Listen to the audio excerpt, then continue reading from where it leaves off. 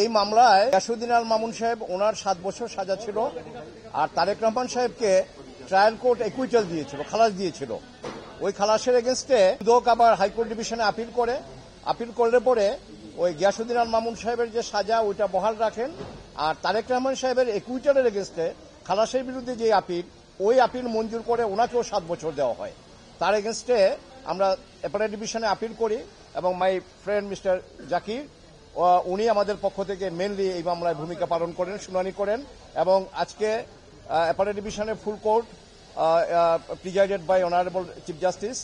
এবং উনি আমাদেরকে নির্দোষ সাব্যস্তে গিয়াসউদ্দিন আল মামুন সাহেবকে এই মামলায় খালাস দিয়েছেন। আর তারেক রহমান সাহেব যদিও এই মামলায় আপিল করতে পারেননি, আমরা আমাদের সুপ্রিম কোর্ট এবং ইন্ডিয়ান এবং পাকিস্তান সুপ্রিম কোর্টের বিভিন্ন জাজমেন্ট থেকে আমরা দেখিয়েছি যে যদি মামলা প্রিন্সিপাল অ্যাকিউজডের এগেনস্টে প্রমাণ না হয়, যদি মামলা দেখা যায় যে না এটা ইন্টেনশনালি করা হয়েছে হ্যারাসমেন্ট করার জন্য, হিউমিলিয়েশনের জন্য, এবং